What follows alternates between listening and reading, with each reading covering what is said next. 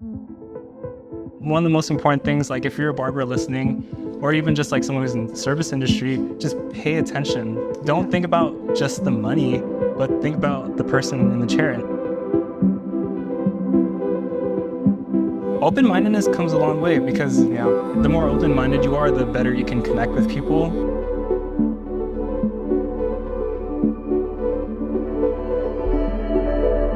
With a lot of like social media, like a lot of people are lonely. A lot of people are like, people need people. People need people. People need people. Thank you for being here with us. Thank you for being a fly on the wall. Hope you guys are encouraged. We'll see you guys next time.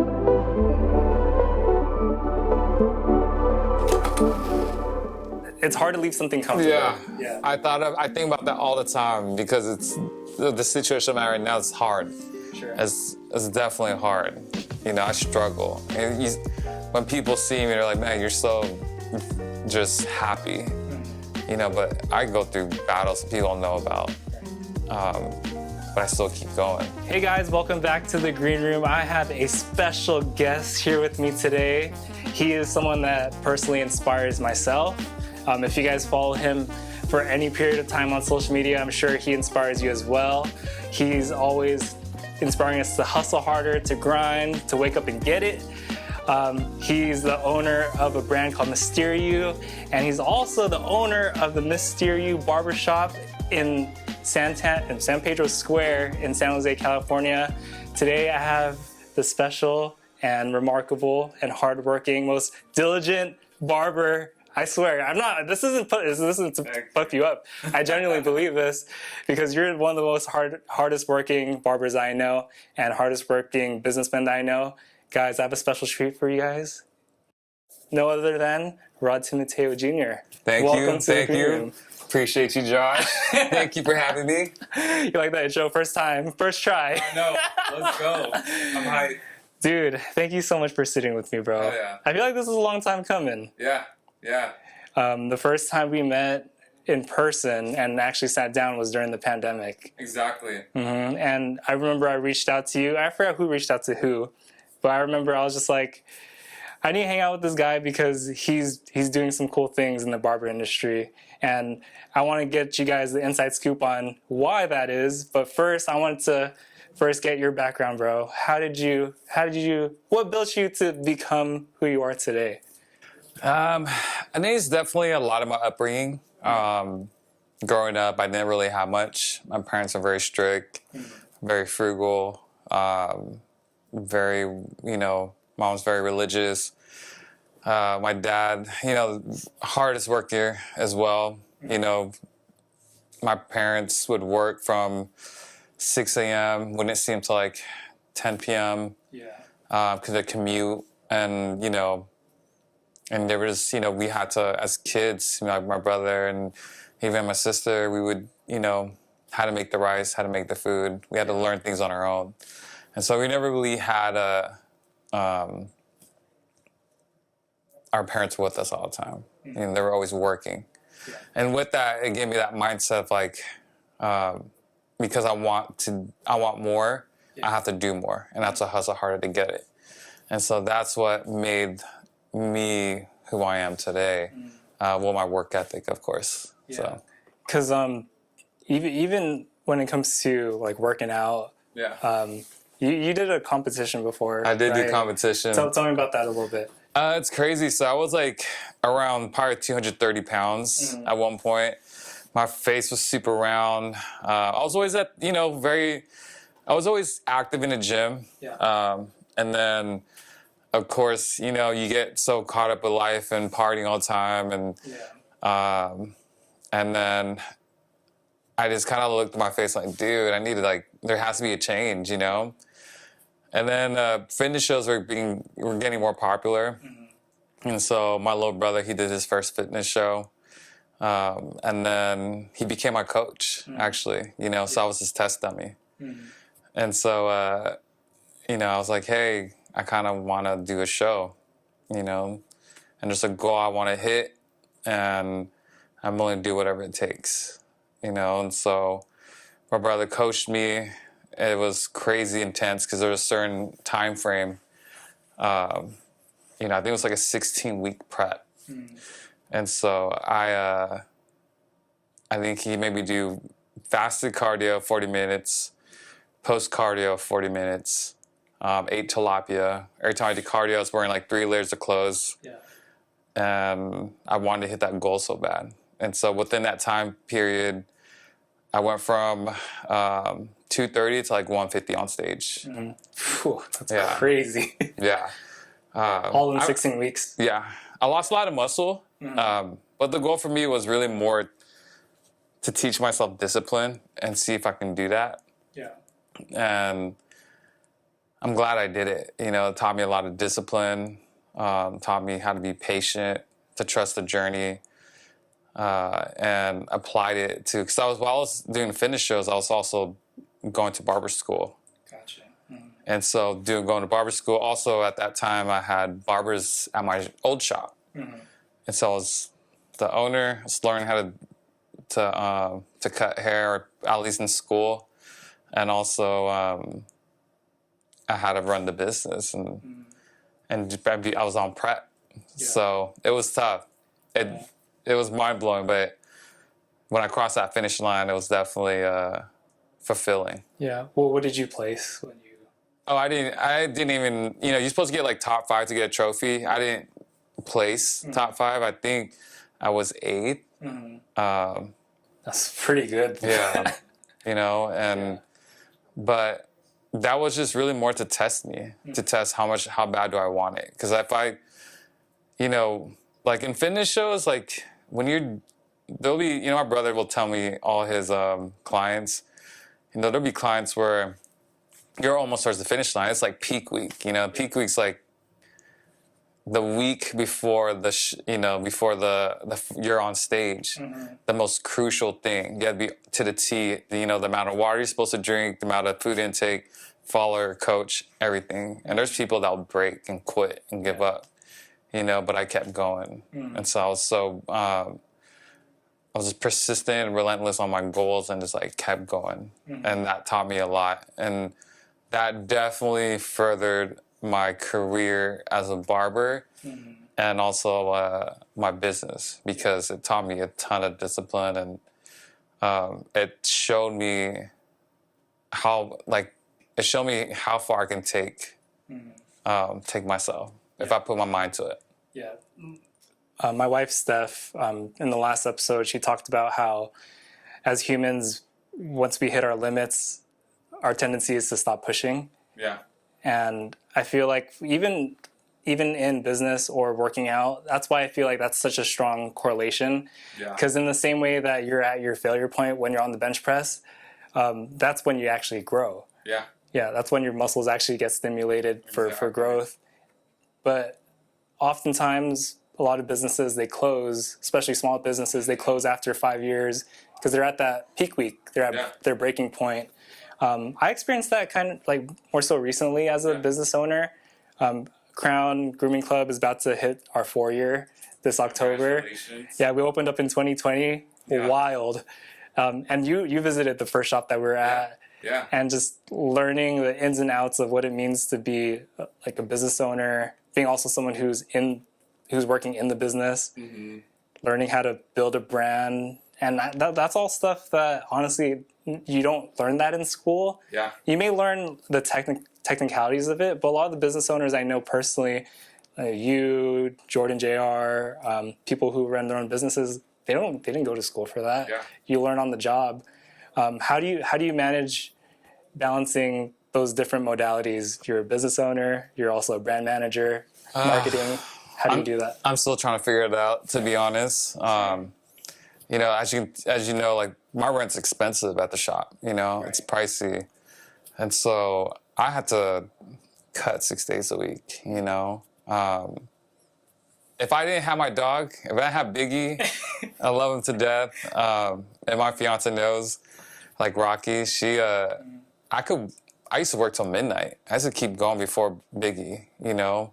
I could cut, and like my work ethic is I can keep going if I really wanted to. You know, Biggie also keeps me, hey, you know, now I gotta have a balance. He's like my kid, you know, I love him to death, you know. And so I I gotta, now I kind of go home at a certain time. But even when I'm done going home, it's like, oh, dude, I don't just shut off my brain when I go home. I play with Biggie, talk to my fiance. But at the end of the day, it's also like the brand as a whole. Yeah. So I haven't really figured out how to balance that. That's another mission. And at the same time, I'm still trying to find barbers, My chair is they're not full yet. Unless that was full, then I could all right, I could work maybe 5 days a week. And then one day, Sunday will just be just chores, prep for the week, laundry, things like that. And then another day would be strictly just the brand, because I look at the analytics, the numbers, year to date, how we did last year, how we did, these past couple weeks, the Yelp, the Google, the reviews, the social media, that analytics. It's a lot as a business owner, know? And then also what can you do to get better? Then I'm also not just a barbershop owner. I have a clothing brand. Yeah. So I got to understand, I'm always looking at, all right, what's in right now? What's the trend?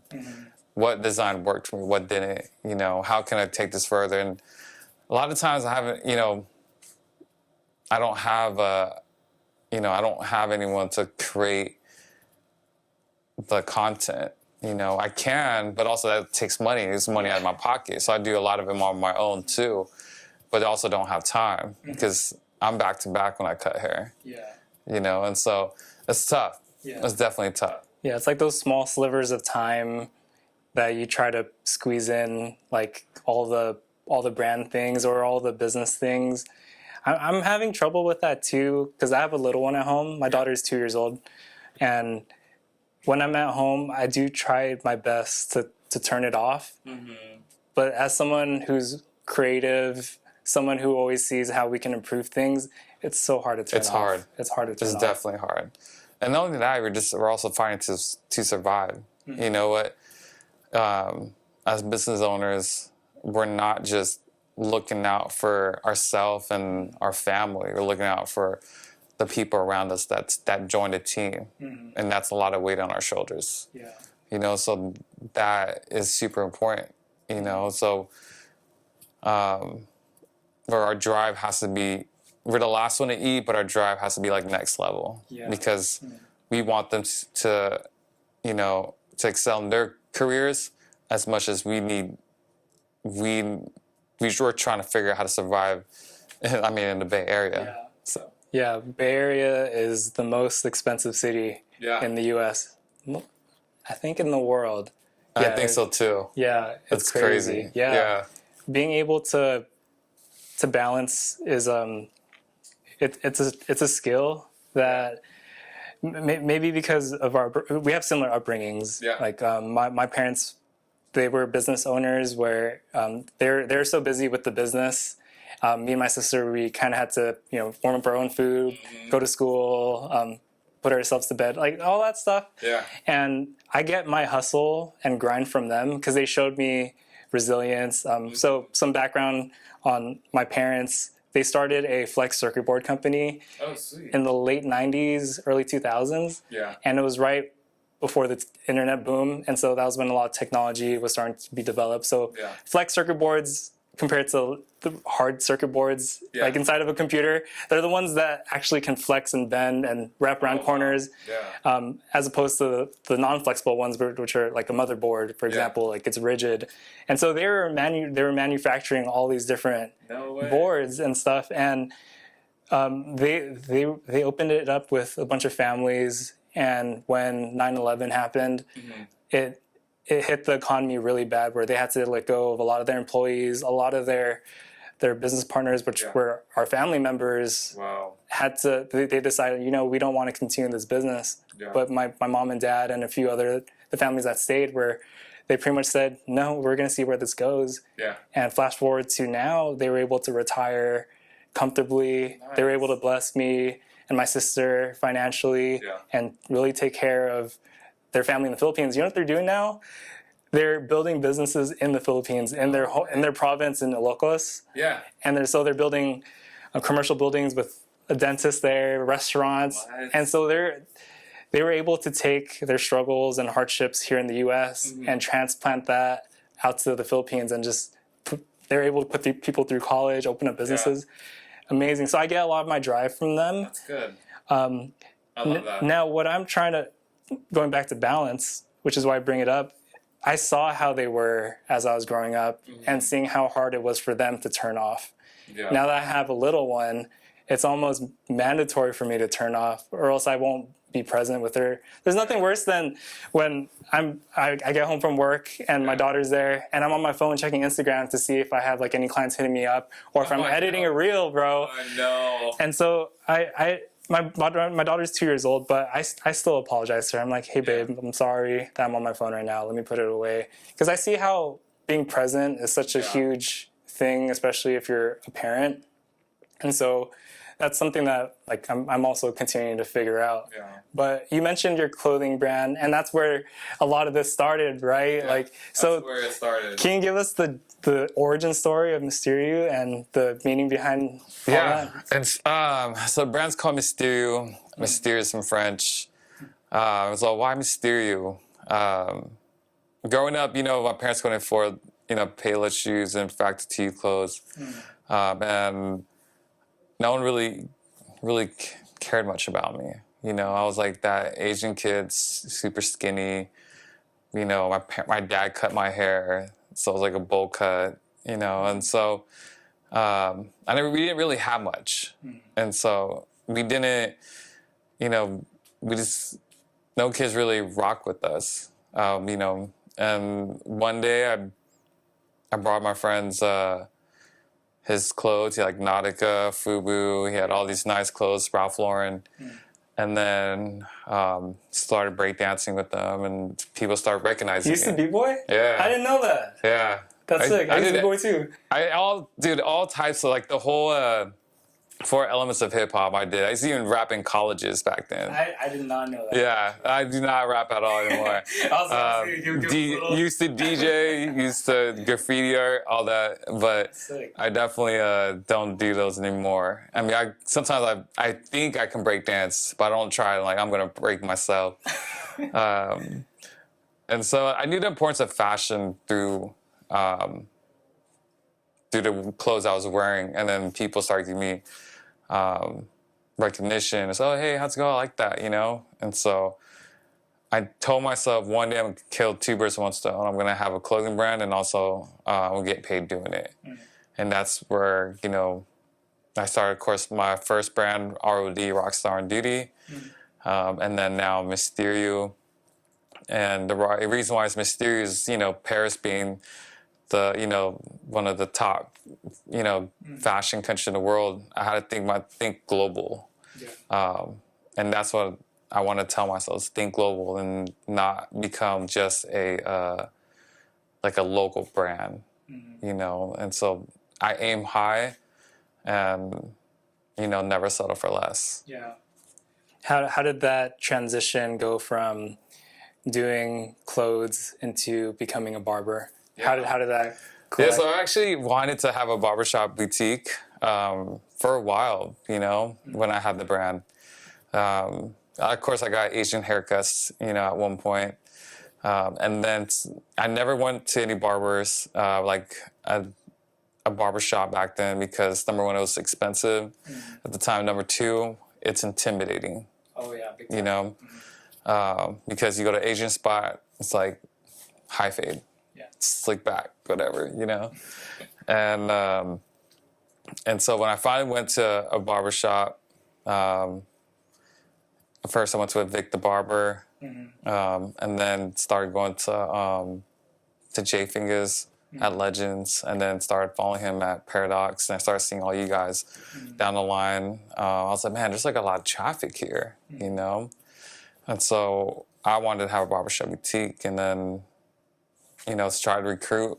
It's like, I'm known as just, the guy that has the clothing line and design clothes, And so no one knew me as, in anything in the hair industry. I knew nothing about hair. I didn't know what a taper was. Wow, yeah. Because every time I'd have a barber just make me look good, because that was just intimidating. I didn't know the lingo. I didn't know what to say. I didn't know what a high fade was. I didn't know what a mid fade was. I didn't know any of that until barber school. Wow. Yeah. So I knew nothing. And real quick, how old were you when you first started barber school? I think it was like 32. Wow. 30 or 32. Yeah. I started late, you know.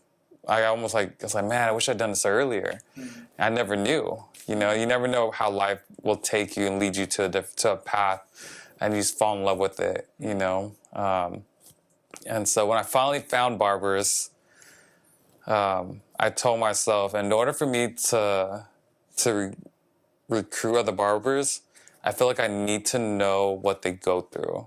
And that will teach me how to become a better shop owner, and also understand what journey they went through. And say, hey, I did it too, you know? And so I took that path, at the same time having the two barbers that were in my old shop, you know? And then, yeah, it was mind-blowing. It was tough, because there'll be times like, oh, the water's leaking. It's like, hey, can I go to my shop because there's an issue at the shop? Yeah. So I would tell my instructor at KZ Academy, yeah, go ahead. And so I'd leave and come back and do my hours. And it's a tough balance. Yeah. Yeah, to be someone who says, you know, I want this thing, whatever it is. In your case, it was I want to own a barbershop boutique, and to have the humility and say, I want to be someone that my barbers are able to respect because I went through it too. Yeah. And to know what they go through and know the ins and outs says a lot about you. Yeah. Yeah. Not a lot of people would do that. Yeah. You know, because I could have just been an owner, you know, but I wanted to really understand the craft. I don't get into something not just for the hype. If I get into something, I'm really dialed in, and I want to, invest a lot of my time, my effort, and try to be the very best I can be. You know, like, I put on multiple hats, you know, because I had to learn, you know, like from design. Even when I started my own clothing brand, you know, I had designers, I had photographers, paid them, then you're left with no money, you know. So I learned how to, on my break, you know, when I was working at Apple, I was like, I'll, you know, go on my break and learn how to use Photoshop, Illustrator, you know, all the time. When I'm done with work, I work on that again, every tool, you know. And then I started, you know, I bought a camera. Oh, I'm gonna learn how to do photos, because sometimes it's hard to tell these photographers what I want, what I see, because sometimes they don't see it. We're not eye to eye, and so I had to learn how to do that, you know. And I feel like, you know, when you want to do something in life, or, you know, I tell a lot of my clients, you know, it's like, what did it take for me to get where I'm at? It's like, I did everything possible. I want to be hands-on on everything, you know, because it taught me something. Even at one point, I started silk screen. I went to a silk screen shop, BG Concept, started learning how to silk screen. And then I started having my own silk screen company, and I started silk screening my own clothes, you know, and then decided I didn't like it. You know, it was dirty, you know, but at the same time, it taught me how to, like, all right, by doing this, I could save costs, you know. So, but at the same time, it taught me, you know, everything I've done is all through experience. Whether I fail or succeed, it gave me another lesson for me to, like, either do it better or I can save costs on, because I'm very knowledgeable on how they do their craft. And so I was very hands-on in everything I do. Yeah, you're someone I consider as someone who never stops learning. Yeah. I equate you to one of my podcast guests previously, Ezekiel, who's my brother-in-law, and you and him, and also Lorenzo as well. He's also a learner. To see, like, the tools that you have, and to realize, like, in order for me to accomplish whatever I'm accomplishing, I need to add more tools to my tool belt. And so, like, the metaphor of, you know, going to Home Depot and I need a certain tool, and going to Home Depot and actually using the tool and being able to expand your tool base in order to accomplish whatever it is. There's a lot of people who stop learning, and they kind of they're like, oh, I already have it all figured out. That's, in my opinion, that's when you stop. That's when you stop living and you actually start dying. So this is a vulnerable moment for me where at a certain point in my barber career, because I've been doing this since 2010, so it's been a long time, like 13 years or so. Wow. There was a point, multiple points in my journey where I would just tell myself, I don't want to do this anymore. Because my books were full. I had it all figured out, quote unquote. I knew every haircut, at least the haircuts that I knew, which was a comb over. By the way. Thank you, I appreciate that, Rod. But it was just my world was so small, and I figured out everything within my world. But the moment I started taking classes on like how to do certain scissor cuts, I realized, oh, I don't know anything. There's this concept called the Dunning-Kruger effect. Do you know what that is? So it's super cool because in summary, the best way I could explain it, it's when you're new to a certain discipline. So let's take hair, for example. When you first get into it, since you don't know that much, the stuff that you do know gives you the confidence to be like, oh, I know, I can do that fade. It's just a 0 on the sides. But the more time you spend in a certain discipline, the less confident you become because you realize there's so much you don't know. True. And then after reaching that low point and you start accepting and you start learning again, that's when you start building the confidence and you're more at a point where you understand more and you're learning more, but now you have the confidence to be able to get more, for lack of a better way of saying it. And I consider you as one of those learners, someone who is always getting their hands dirty and wanting to learn more. And that's huge. A lot of people lack that. But also, like, I'm also in a different mindset now, like I'm older, so like I'm on grind mode. Like I need to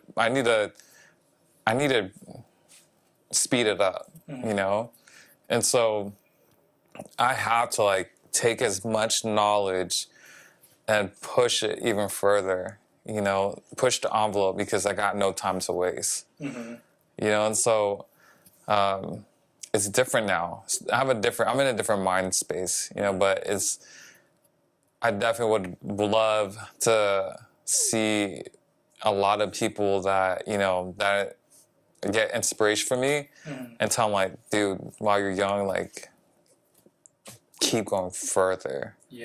Because, there'll be a time, because I didn't, we get older, you don't realize it. You're like, oh man, time flies.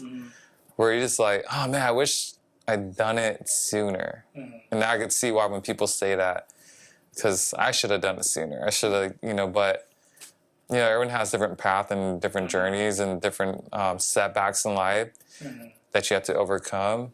But it's one of those things where, man, I gotta go even further. I gotta go faster than where I'm at right now. I definitely see that in the way that when you first opened your first shop and you decided, I want more.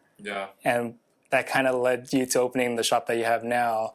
But I kind of want to get background on just the mindset on you're in a good place. You're living there too, right? You're living upstairs, working downstairs. But what made you want to take the leap and go after something even bigger? Oh man, because it's hard to leave something comfortable. I think about that all the time because it's the situation I'm at right now is hard. It's definitely hard. I struggle. And when people see me, they're like, man, you're so just happy.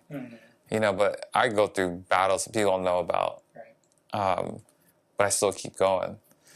But, I always told myself I always wanted to expand regardless when I had the old shop. I didn't know when, but I knew it was coming.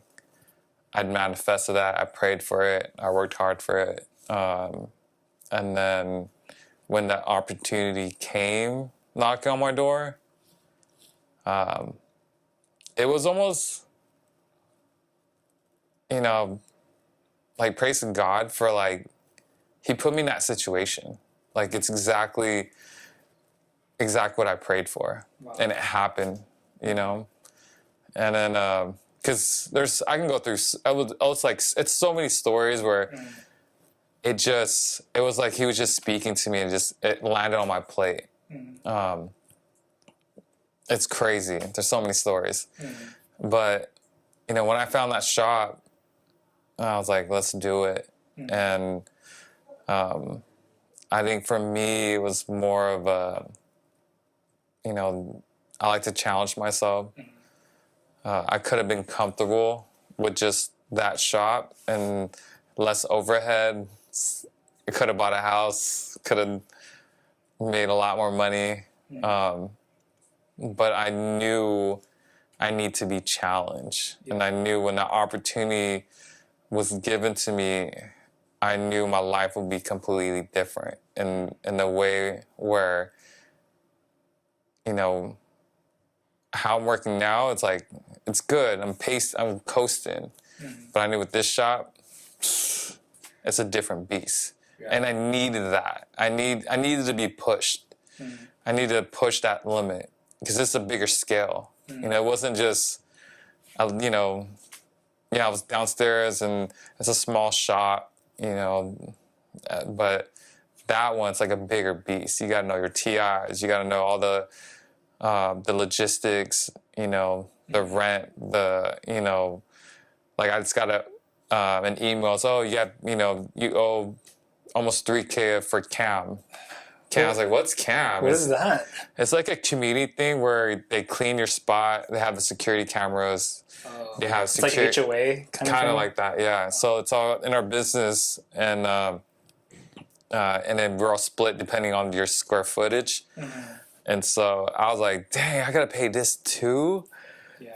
And so it's a different beast. Yeah. It's a different beast. But like anything, I need these experiences, and I need to fail because that's the only way I'm gonna grow.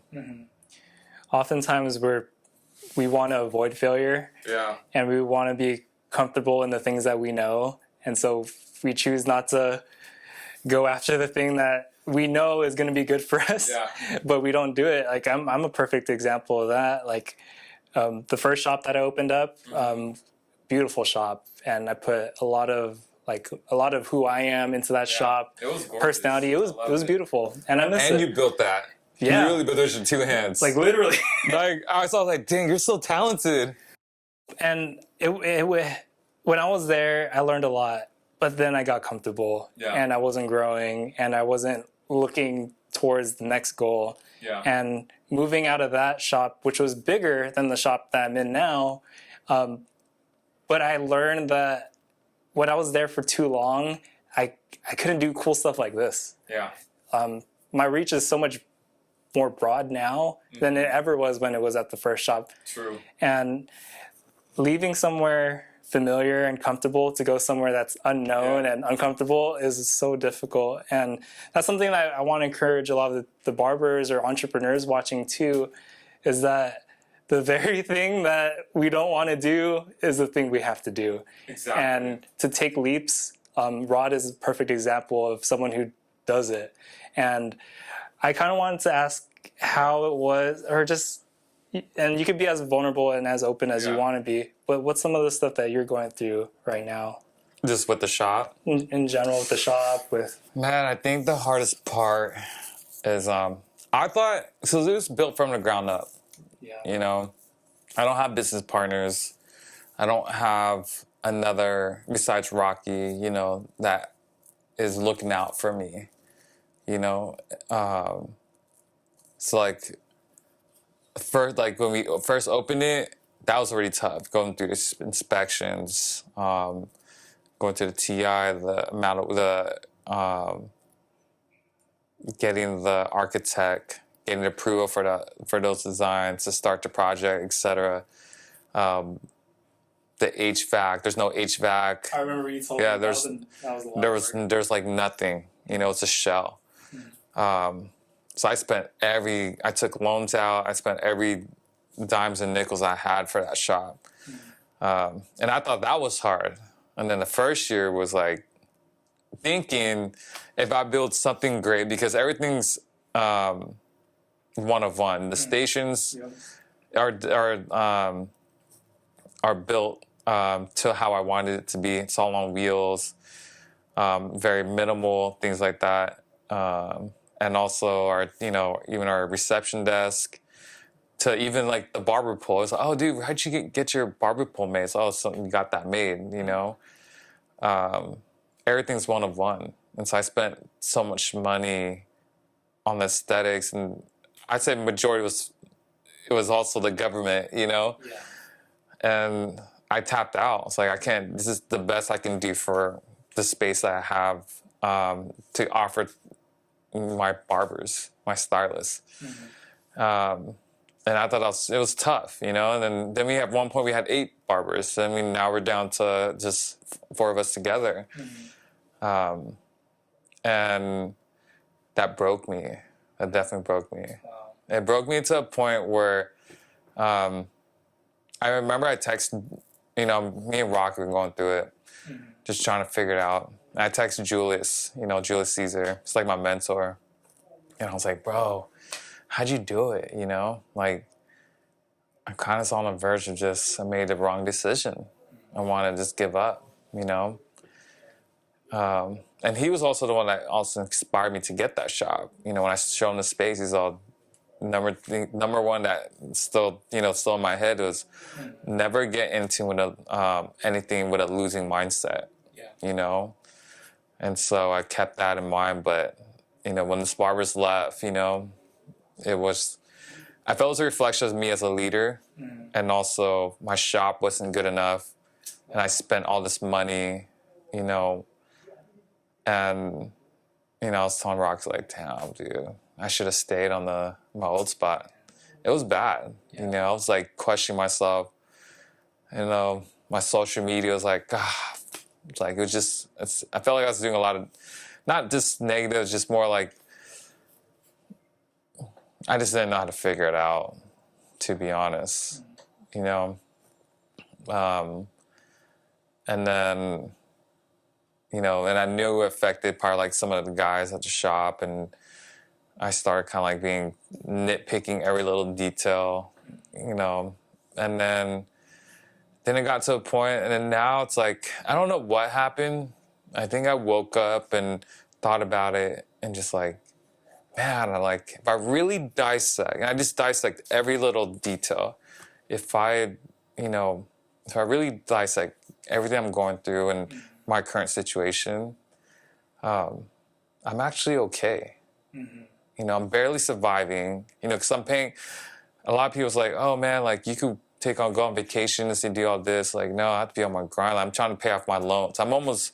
If I survive this year, which I know I will, I would have paid off all my loans I took for the shop, and I'm doing that, and I'm, still paying all the rent, still paying my bills, all, at the same time with just 4 barbers, If I really, on the grand scheme of it, if I pay off my bills this year, all my loans, I'm debt free, and then let's say I get 2 more barbers, I'm okay. It's just, I got to get through these tough times. And these tough times is where character is built. Yeah. And that's what's starting to shape me even more. Still hungry, still that fire still burning in my heart and soul. But now I'm not doing it in a negative way. Now I'm in more in like a positive way. It's like, now I'm just having fun with it. And I'm enjoying the journey.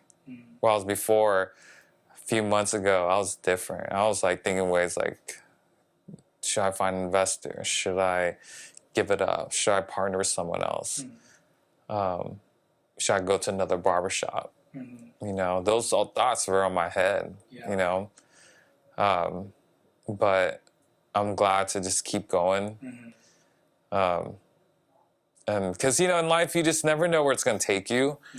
It's always you're always going to go through those tough times, those hardship. And even for me, it's not like if I had a business partner, it's like, all right, I'm just going to work and continue to do all this, And then Rocky, she still has her full-time job at Netflix, and she's getting busier. She does usually like the finance. I send her, all the things I purchase and all that, and she organizes it for my tax guy, But I don't have anyone that goes, oh, this is what I noticed on some of the designs that we could focus on. Like, I do all that. So, like, my brain's just, like, it's fried, you know?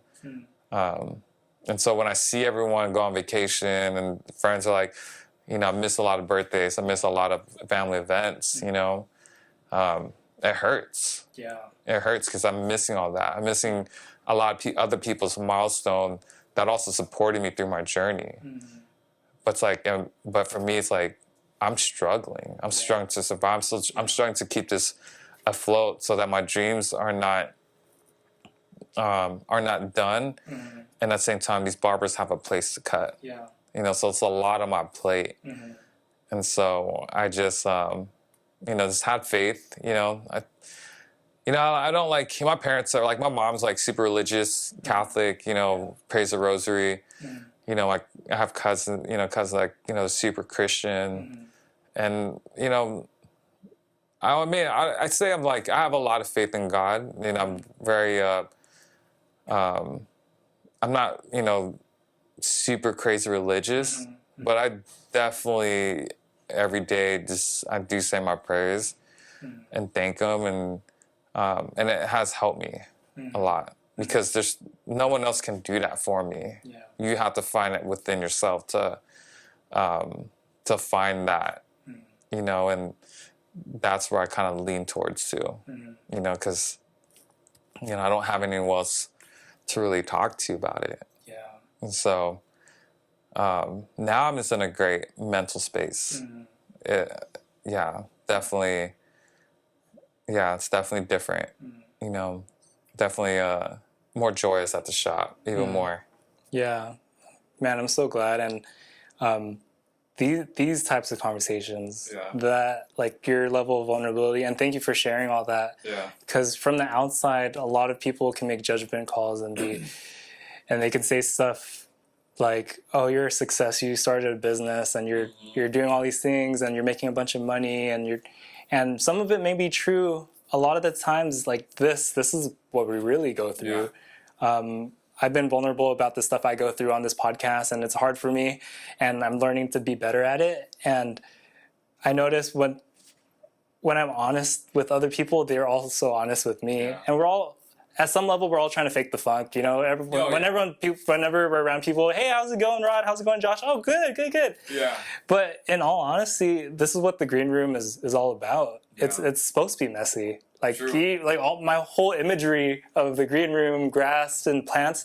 Like if you study nature, none of it is perfect. Yeah. It's a lot of imperfections, but that's what makes it beautiful. Yeah, exactly. And I feel like with the barber industry and entrepreneurship, building brands, it's not pretty. The products can be pretty, but a lot of what we go through is actually really hard. And conversations like these, for the people who are tuning in, let this grow you. Yeah. You know what I mean? Let it motivate you that it's not always mountaintops. A lot of the times we're in the valley really working hard.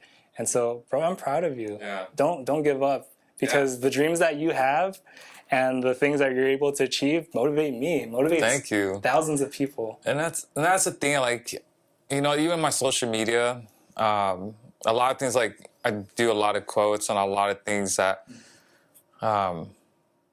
I had to hype myself up every day, you know, whether it's through social media, you know, when I'm at the gym, like I had to find something to hype me up every day. And I hope, and it's not just to kind of like do that just because, it's also hope to also inspire other people to keep going and fight through those battles that no one knows about, you know, and just figure out how to win, you know, because at the end of the day, no one got you like you got you. Yeah. Your significant other will always got you, but at the same time, like those battles and those thoughts in your head, like you got to fight them within. And that's super important, is having those things with yourself and trying to figure out how to win those quiet battles. And it's all with the mind and, you know, and also your soul. So yeah, I love that. And I kind of want to shift gears towards your in-shop experience, because that's something you're very passionate about. So it's more than building the shop, but also cultivating a good culture for the shop and customer service. I kind of wanted to get a more practical aspect on how do you approach customer service and the client experience. Man, customer service is definitely my number one thing in the shop. It's literally my number one thing, because I feel like customer service is a lost art. And I definitely, you know, I preach that all the time. I say it to my barbers, my clients, when everyone says, oh, what's the, you know, the secret to it? It's like great customer service, you know.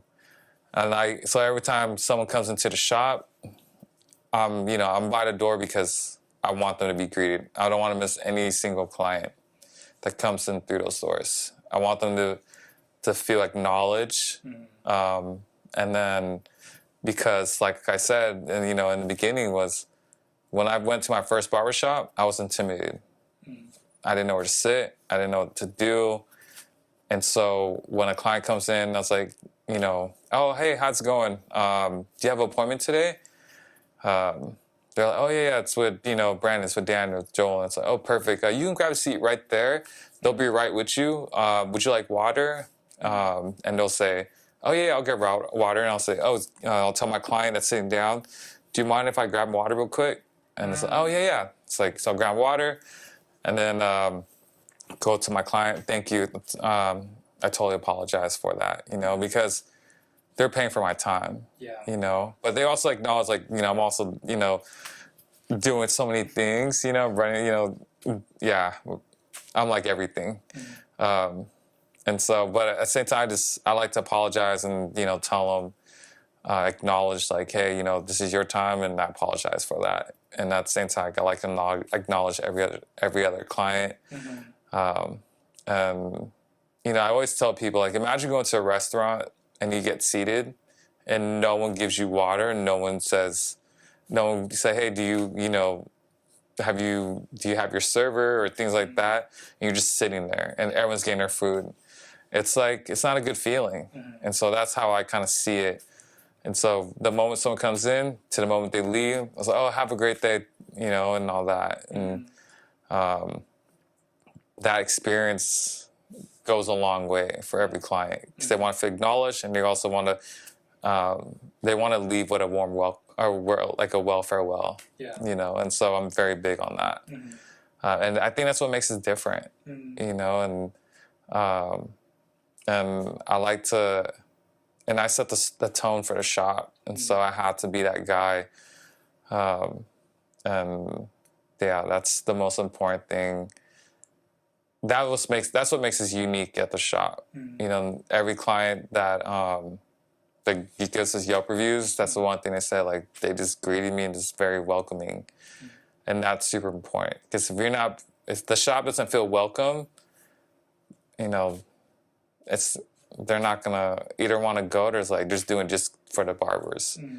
You know, but when they feel welcome, they're doing it because they love. It's like, oh man, I love being at the shop. Like, it's like the whole experience, not just my barbers. It's, you know, that matters to me. Yeah, and I think because there's a lot of new barbers coming into the industry, a lot of them are like, barber school is pumping them out. There's barbers everywhere. Everywhere. Literally everywhere. Oh my the God. market is insane right now. Barbershops opening everywhere. Barbershops opening everywhere. And I believe if we don't hone in on what good customer service is, you can be someone who gives a great haircut. But if you're someone who isn't on time, if you're someone who isn't welcoming, because I've been in barbershops before that I've visited, and it's just dirty, it's unorganized. If a lot of barbers who are going into these shops don't have the proper customer service, it affects the whole shop. It's not just for your client, but it affects everybody. How do you encourage your barbers to encourage? How do you encourage your barbers to promote a healthy culture at your shop? To be honest, it starts also with me. You know, I set the standards. I set the tone. You know, it's just really, you know, just having a conversation with them. It's like, you know, I like to talk to I'll tell them, say, hey, you know, when I'm strict on the guys and I tell them, like, you know, how I want things, it's not, you know, it's because I want it my way. It's like, if the shop wins, we all win. Yeah, that's huge. You know? And that's the thing. It's just, you know, yeah, like, I may get, like, a lot of Yelp reviews, or, you know, maybe someone else will get a good Yelp review, you know, but it takes this one bad Yelp review and all of a sudden they'll think it's the whole shop as a whole, you know? And so standards have to be high at the shop because, you know, that's how we make our money too, you know? And so by telling these guys, you know, this is how the standards are, it's because, you know, it shows like we can all win together. You know, my guys are, man, they're really good people. You know, they do understand the standards. You know, and we'll have meetings, and there's sometimes like I make mistakes, and I tell them that, hey, if I'm holding you guys accountable, hold me accountable, and they do. And they'll call me out. And I'll say, oh, man, apologize, you know? Very good. And so, and I love that, you know, and we talk it out. And it's really having conversations when things, you know, we have disagreements or there's like a barrier that we don't agree on, and how can we, you know, come to a conclusion. But at the end of the day, just, you know, when we win, like the whole shop wins, you know, and that's what I tell the guys, you know, because even though me and Daniel were like, first we're the most busiest barbers, you know, whatever we do, it's going to affect to even the new barbers going forward in the future. And so that's what I want to do, just we're carrying it on to play the longevity game. I want to run this idea by you, and you could agree or you could totally disagree, but I believe that, so there's a price that you charge for your haircut, right? And every barber charges a certain price. There's the extrinsic value that you can give your client, so a good haircut, you know, all that stuff. But the intrinsic value, I've been honing in on this more, where I have a lot of clients, different backgrounds, different experiences, and to be able to relate to each one, like one person is into golf, and then the next client is into basketball. And so being able to offer more value intrinsically by being someone who's well-educated, being well-read, being well-spoken, being able to communicate right, someone who's able to relate at different levels. I believe in my case, I'm able to charge how much I charge, because now my customers see that I'm not just someone who's cutting hair, but they're able to, oh, Josh is able to relate to me at this level, whereas another barber wouldn't be able to relate to me. So how do you feel about us as barbers improving intrinsically, being well-read, being well-spoken, improving on that end of being a barber? Because it's more than just learning how to cut hair, right? I mean, that's super important, you know? Like, even for me, just, I'll have, like, I don't just, a lot of people say, oh, this is my schedule. This is what I have to do today. But for me, it's like, all right, this is a new client. I don't know what to expect right now. I know this client. I know he loves sports. I know he loves there's a certain topics he likes to talk about. And then there's like, you know, there's different clientele where I'm like, all right, if I know I'm cutting them, like there's even articles I have to read, you know, so I know what to talk about with them. Like I look at my schedule, it's almost like a playbook. If you really think about it, you know, because you got to understand what topics they like to talk about, you know, what's their interests, and then it's, you know, you have a meaningful conversation. Otherwise, you know, you're just cutting hair, you know. And so for me, it's like, yeah, kind of like, you know, how you are with your clients, and that's exactly how I am. And I like to learn, kind of, find a common interest and find, like, read articles that they love, and I'll talk about it with them, and keep that conversation going. And to me, if I were one of your clients and you, like, say I bring up a certain topic during my first haircut, and then I come back again in 2-3 weeks, and you're like, oh, Josh, remember what we talked about last time? Yeah, I read up on it and I learned blah, blah, blah. To me, what that would communicate to me as a client, it's like, wow, Rod cares about me and he's genuine. He's not just putting up a front just because I'm a new client, but he actually cares. And just like, there's something, you have such a, you'll have that conversation too. And there's times I'll see him like maybe a month later. I was like, oh, how was that trip that you went to Italy? He's like, how did you remember that? Right. And I'm like, man, sometimes I don't remember how I remember that. But it just so happens because you get so engaged with the clients. It just flows naturally. Yeah. And so then you start picking up things. You start remembering clips of like, oh, this is what we talked about. And that's super important. If you just go in there and just cut hair and or I'm just about to make this money, it's going to be tough, because especially, I get a lot of young barbers right now. They ask for advice, like, how do you stay busy? It's all about, number one, just taking care of that client that sits on your chair. That's your number one billboard, because the conversations, the haircuts that you do to them, they're going to remember that and they're going to spread the word. They'll hype you up. And so that's more important, taking care of clients that sit in your chair and making sure they gain the ultimate experience from you, so. Yeah, I've spoken to a few other young barbers as well, and a lot of them ask me questions like, how do you do a brushback pompadour? How do you do a mullet? And how do you do certain haircuts? And I would tell them technically what you're supposed to do, but more importantly, I'd tell them like how to think and how I think through a haircut. And like I do that for a little bit, and then I spend the rest of the time teaching them about customer service. Because it is a lost art.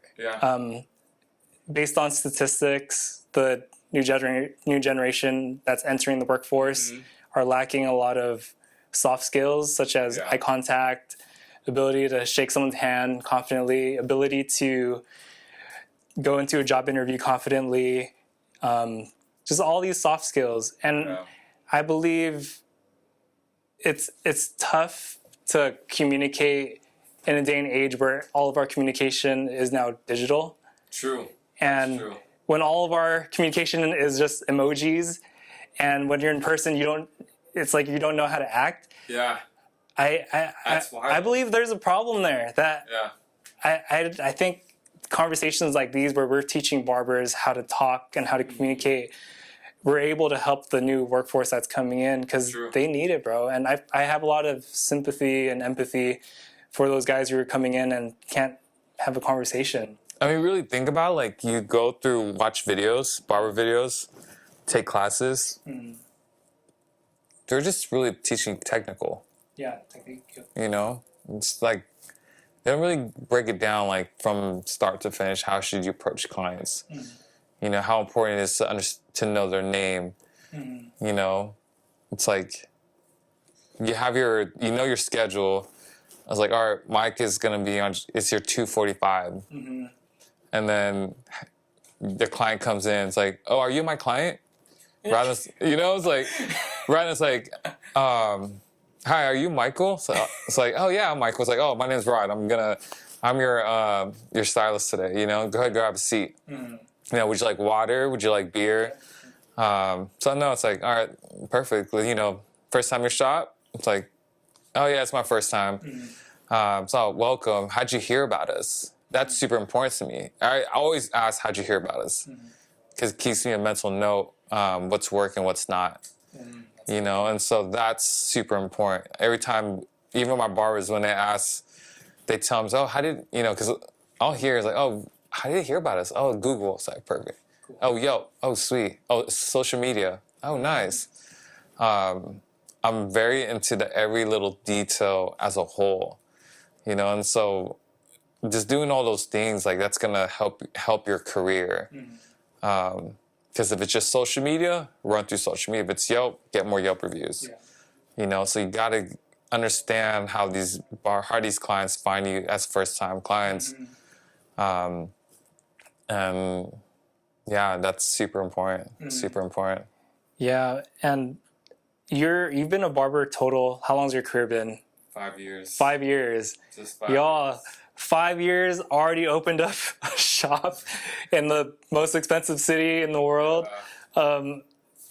Great haircuts, great customer service. I'm trying to get give yourself a little more credit. Dude, your cuts are like, I'm still trying to get that level. I appreciate that, bro. Still trying to get your level. But you mentioned it earlier, starting your barber career at 32 and having all these different goals that you want to achieve. You mentioned, man, like, I feel like I'm too late, or I feel like I'm behind. But you're also an example of someone you're a prime example of someone who is like, you're not behind, you're doing it, you know? And I believe for a lot of people who are waiting on the right time to do something, the best thing to do is just do it. Just do it. And that's like what I hope to inspire through a lot of my journey and people that follow me is it's never too late to start something that you want to do. But behind every prayer, behind every, dream and goals that you have, you got to put a ton of work. Yeah. You got to execute those dreams. And that's what people fail in. They're like, oh, I'm not good enough. It's like, you just have to try it. I'm not afraid to try. I think that's the one thing I'd say I'm so proud of myself. I can actually acknowledge is I'm fearless. Yeah. Like, I did a show went from 2:30 to 1:50 on stage. Started barbershop boutique. When barbers were like, I'll hear it. Oh, Rod's starting a barbershop. He's trying to follow the hype and all that. And it's just, and then what I do is just like, no, I'm gonna put in a ton of work. Took classes, did everything I can in my power to set myself up to be a great stylist, and so, I just want to put in a ton of work, and I hope to inspire and motivate these guys, like, especially people that are older. It's like, it's never too late, because I started late. It's late in the game, with no knowledge of hair, how to cut hair. They didn't know I didn't know anything. I didn't know what a taper was, and so, but also my advantage with that is, I utilize my emotion from before and took it to my business. And so I remember getting intimidated going to a barbershop. And so what I do now when I see people come in and say, hey, how's it going? It's your first time here? Oh, just grab a seat right there. Make them feel welcome and comfortable. Because I know how intimidating it is.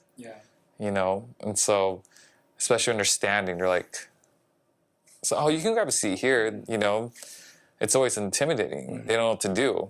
And so I like use my emotions and how I feel and apply it to my business.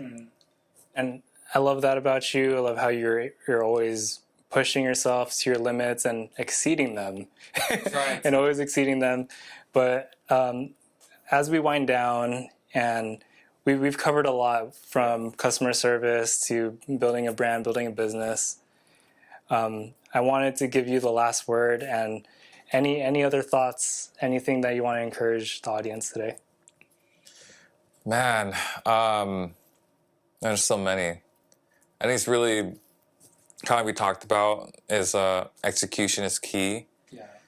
You just got to do it, and I know people say it all the time, but people are afraid to try, and people are afraid to just start and just keep going. Every journey is going to continue to get harder and harder. And there'll be lots of naysayers, people that'll doubt you through your journey. people that will, root you to fail, but acknowledge it's okay to fail. Yeah. And that's the only way to grow. Yeah. And biggest advice is you gotta really, like, I'm obsessed with what I do. You gotta be dedicated to what you want and your goals and your dreams, and let nothing stop you. And everyone says it all the time, but I'm a product of it from scratch. I was able to build what I was able to do from scratch. Nothing was handed on a silver platter. I just told myself, just do it. And even when you fail, and you just gotta the most important thing is mindset. And without building that strong mindset, I probably wouldn't be where I'm at. So building that strong mindset is super important. Train your mindset to see the good in every bad situation, and that's gonna get better. So beautiful, bro. And so, how can we support you? How can we support your brand? Where can we find you? Yeah, you can follow us on Instagram. Mysterieux brand .brand on our. We have 2 pages. Okay. Mysterio is MYSTERIEUX.brand. And then we also want for downtown San Jose. But also check our website, mysteriobrand.com. And if any of you guys are in San Pedro Square, give us a holler. We're tucked in the alley. We're a hidden gem. And so, yeah, follow us on Instagram. Awesome, bro. And I'll include all of Rod's socials in the description below. But bro, thank you so much for this conversation. Thanks for having me, man. It's been an honor to have all these. You had so many heavy hitters in the industry, people I looked up to, people I look up to. I'm also looking up to you as well, being a great stylist, and it was such an honor and a blessing. And every time I see your hair, I'm like, man, your cuts are fire. But also. Besides that, I'm so extremely proud of what you've done and what you created. And I've also seen your journey. I've seen you when you worked at Paradox. And I remember we would say hi, but we never really connected until you reminded me when you actually took some of my stuff from my old shop and started building your own. And then to see where it's at now, continue doing what you're doing. You're on the right track. God is blessing with so many things, and I love what you're doing. And if I can give you an advice for you, is definitely just never ever give up and keep going, and keep doing what you're doing, even when times are tough. Because there's people outside looking in, we're applauding you. We're rooting you to win. And that's all that matters, and yeah. Man, I didn't want to get emotional at the end of the pod. I was like, you're still, I'm going to cry. It's one of those things, man, I've seen your journey and I've seen what you've done. Not just as a stylist, but take initiative as a person and what you're doing with your journey. Take the initial steps. And I could definitely see you opening another bigger shops, one day, and bigger things are in the future for you. And just also know, if you have any questions or anything that you need from me, my cell phone's always open. You want to meet up, link up. You're just such good people, and I appreciate that. And this is why this is the green room. 2 people growing each other. This is exactly what it's about, brother. So guys, this has been the green room featuring Rod Timoteo. I hope you guys are encouraged. I hope you guys are blessed. And man, please support this man. This guy has so much in store. He has a clothing brand. He has merch. He has a beautiful shop. And I hope you guys are encouraged by his story as much as I am. And I hope you guys tune in next time on The Green Room. Subscribe. Like and subscribe. Let's go. Peace, y'all. Love you all.